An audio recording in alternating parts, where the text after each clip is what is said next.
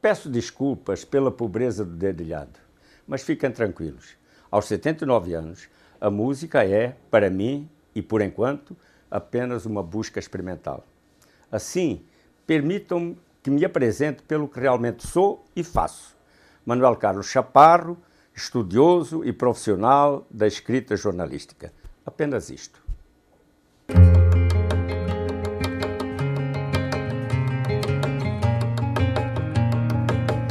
Na escrita está a minha fronteira de criatividade. Não por acaso escolhi o jornalismo como o meu pedaço de mundo. A escolha deu-se em 1957.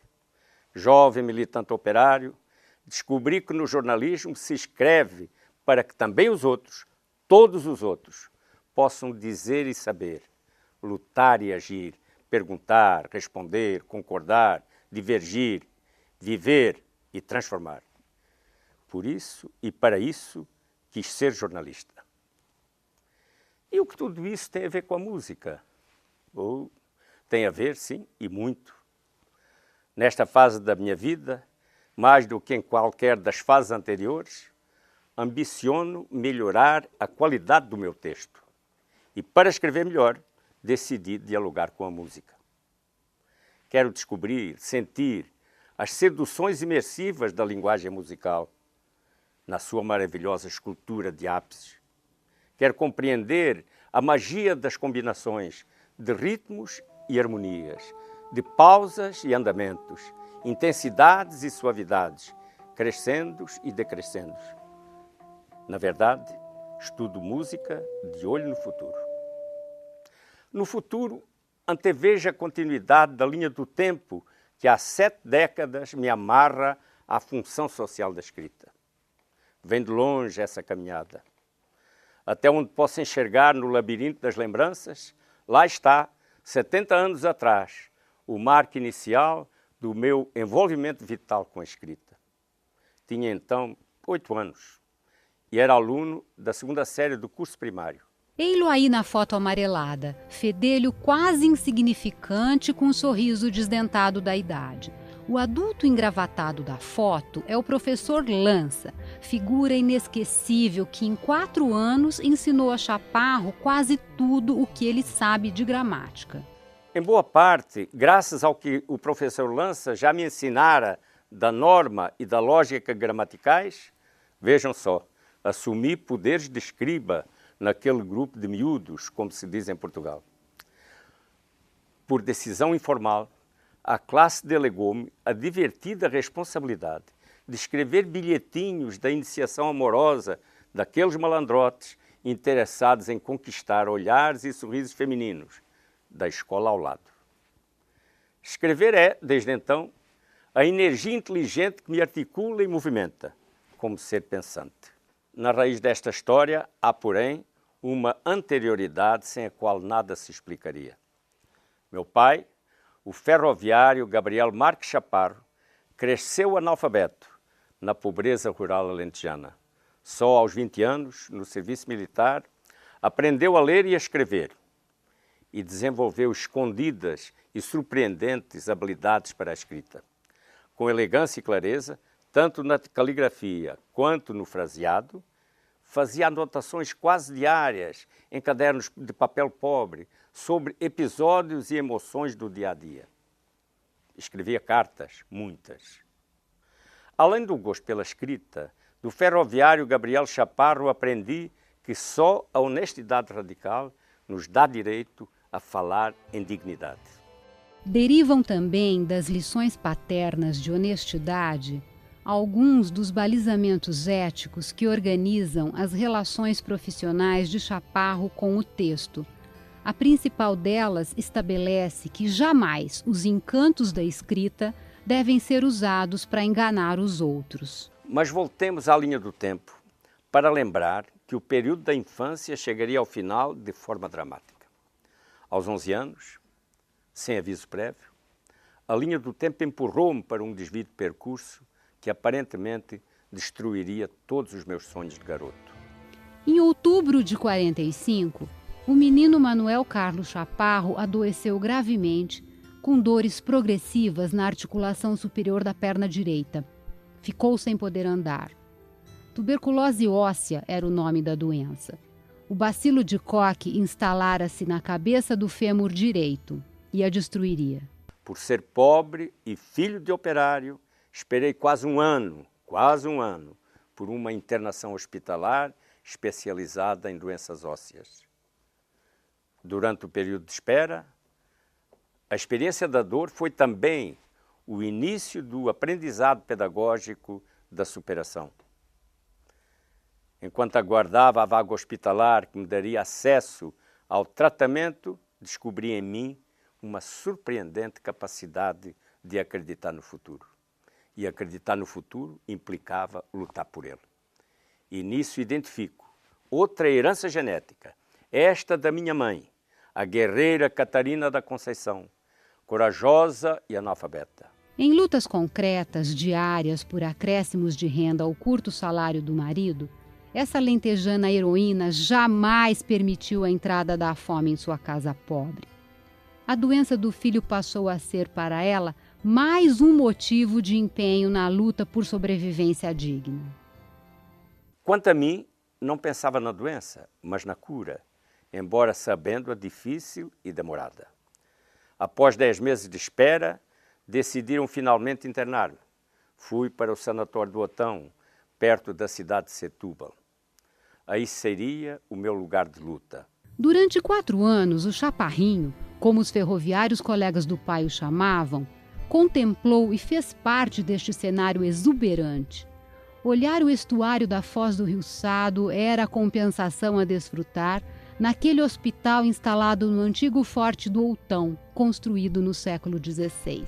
A 21 de agosto de 1946, carregado ao colo do meu pai, atravessei o portal tardo medieval e o átrio muralhado que dava um ingresso à torre principal do forte. Exatamente 4 anos depois, no auge da adolescência, saí pelo mesmo portão, apoiado em muletas, mas caminhando com as próprias pernas. Dos 12 aos 16 anos, cresci na cama e engessado. Apesar da dramaticidade das circunstâncias, recordo esse tempo sem tristezas, porque foram os 4 anos mais importantes da minha vida. No Otão, encontrei uma biblioteca literariamente rica. Nela, como leitor, fortaleci minhas relações criativas com o texto. Li centenas de livros, de dezenas de autores. E nos livros do Otão, aprendi a ler e a pensar a realidade das contradições sociais que faziam de Portugal o país mais pobre da Europa. E desenvolvi ideais humanistas que influenciariam escolhas futuras. No Otão aflorou a minha vocação para o jornalismo. Com mais 2 colegas, criei um jornalzinho semanal de 8 páginas, que circulou regularmente durante um ano. Escrito à mão, tinha desenho gráfico, cuidadoso, organizado em colunas e titulação de bom peso visual. No Outão, o adolescente Chaparro recebeu de freiras franciscanas uma educação religiosa de foco cristológico. Isso explica a posterior opção por um cristianismo de ação, sem proselitismos, mas com intervenções concretas no mundo real das pessoas. Naquela cama e naquele gesso, onde por 48 meses fiquei fisicamente aprisionado, aprimorei o caráter, defini convicções, elaborei dúvidas, descobri a vocação profissional, venci a doença, aceitei as limitações e rejeitei complexos. Sem o Otão, não teria havido, em 1951, o ingresso na Juventude Operária Católica, escola de cristianismo aplicado às lutas operárias por justiça social, liberdade e vida digna. Na JOC, logo assumi responsabilidades diretivas e encontrei o jornalismo. Fui repórter e depois editor do Juventude Operária, jornal aguerrido, vigiado pela censura salazarista.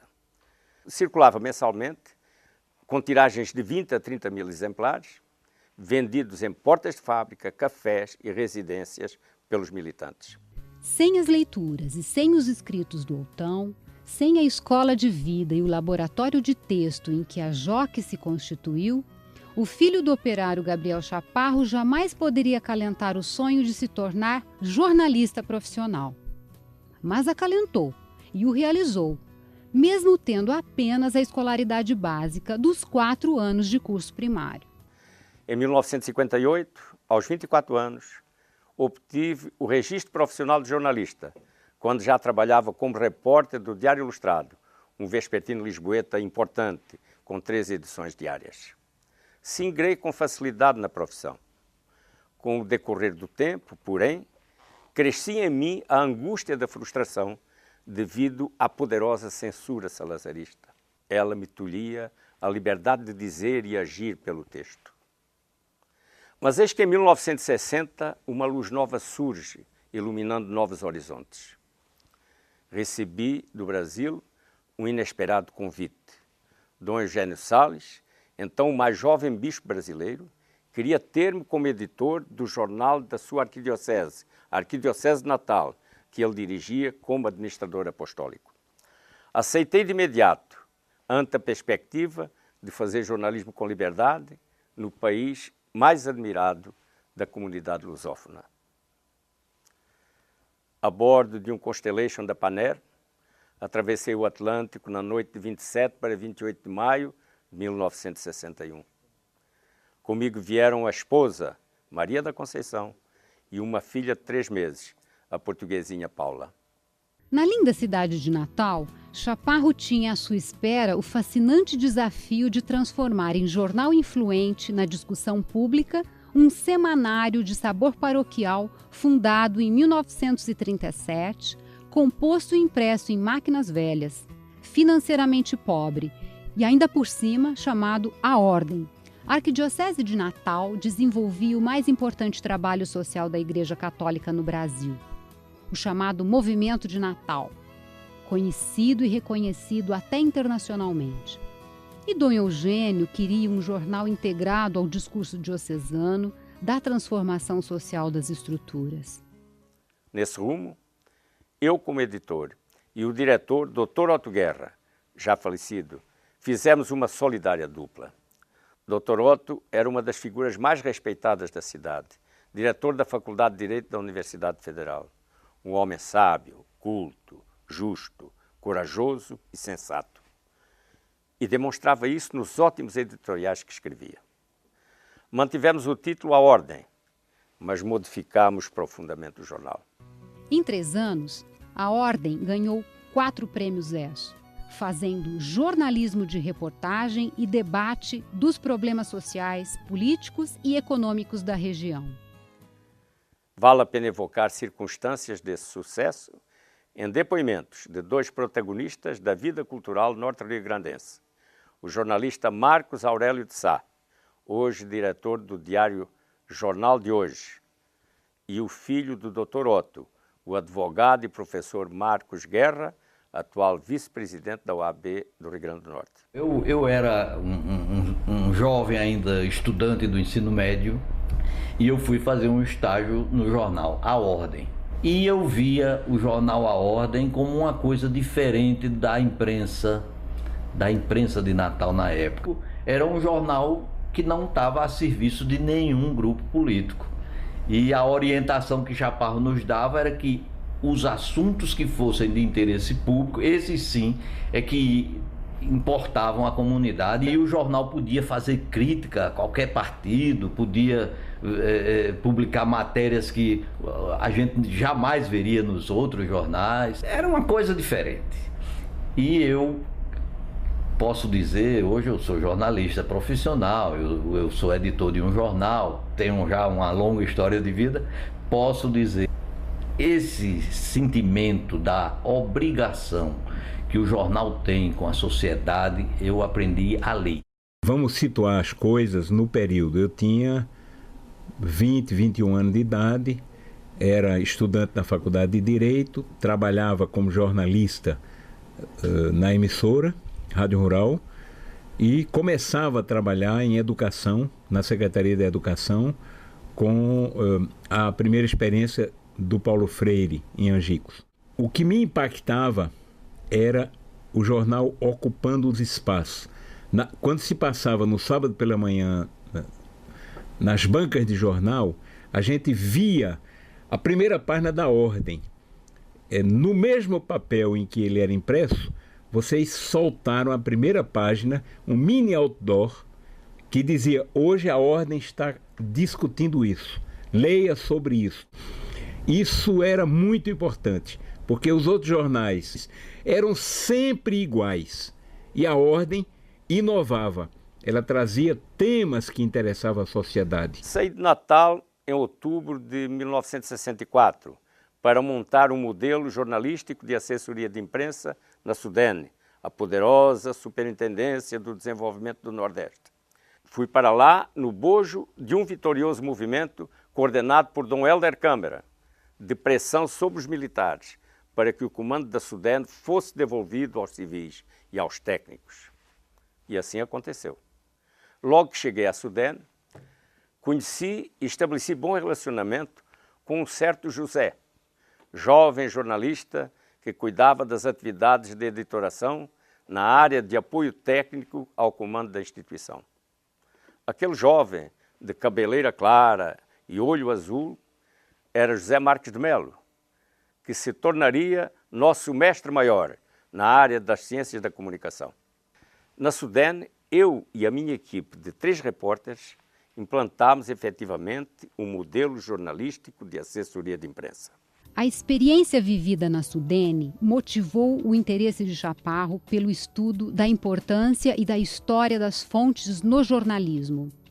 Daí resultou, anos mais tarde, a sua contribuição teórica mais divulgada, conhecida como Revolução das Fontes. Realizado o trabalho na SUDENE, voltei às emoções e às pressões das redações.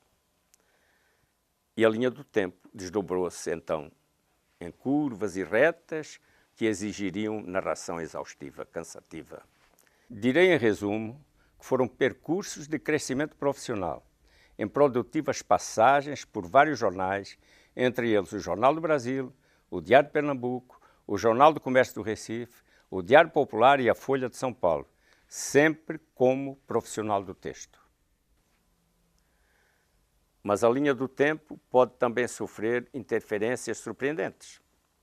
Em setembro ou outubro de 1968, na Folha de São Paulo, um inusitado episódio pôs à prova a minha fidelidade aos princípios de honestidade da herança paterna. Em meio a uma crise que não vem ao caso detalhar, a cúpula administrativa do jornal ordenou-me a execução de um procedimento moralmente safado, em prejuízo de alguns colaboradores. Ao recusar fazer o que eles me pediam, optei pelo risco do desemprego. E não dei outra. Fui demitido na hora. Entrei assim na experiência vivida de jornalista desempregado. E para não voltar a passar pela humilhação do desemprego, decidi trabalhar por conta própria. À época, começava a fazer como freelancer o jornal interno da Ultragás. Essa experiência me levou à descoberta de uma nova fronteira de relação profissional com o texto e desenvolvi o projeto de criação da Proal, fundada em janeiro de 1969. Do desemprego nasceu a Proal, que foi empresa pioneira na profissionalização e na teorização do que passaria a denominar-se jornalismo empresarial. A Proal chegou a ter perto de 20 funcionários, na maioria jornalistas, fazendo jornais e revistas para cerca de 30 clientes, quase todos grandes empresas brasileiras e internacionais. Gaudêncio Torquato foi meu grande parceiro nesse empreendimento. Além da contribuição de qualidade dada aos nossos métodos e produtos, Torquato fez da Proal laboratório de experimentação e reflexão para os seus estudos acadêmicos e ofereceu às ciências da comunicação a primeira tese de doutorado sobre jornalismo empresarial. Na linha do tempo chegou também a maturidade. Com ela, adensaram-se as perplexidades ante as contradições ético-morais do jornalismo brasileiro e a sua pobreza de conceitos. Por isso, aos 45 anos, decidi estudar. Queria respostas que não encontrava nos receituários da arrogante cultura jornalística. Queria, principalmente, teorizar o saber prático da experiência como profissional do texto. Para surpresa de muitos, Chaparro decidiu candidatar-se ao ingresso na Escola de Comunicações e Artes da USP. Um atrevimento, pois no seu histórico escolar havia apenas o registro do curso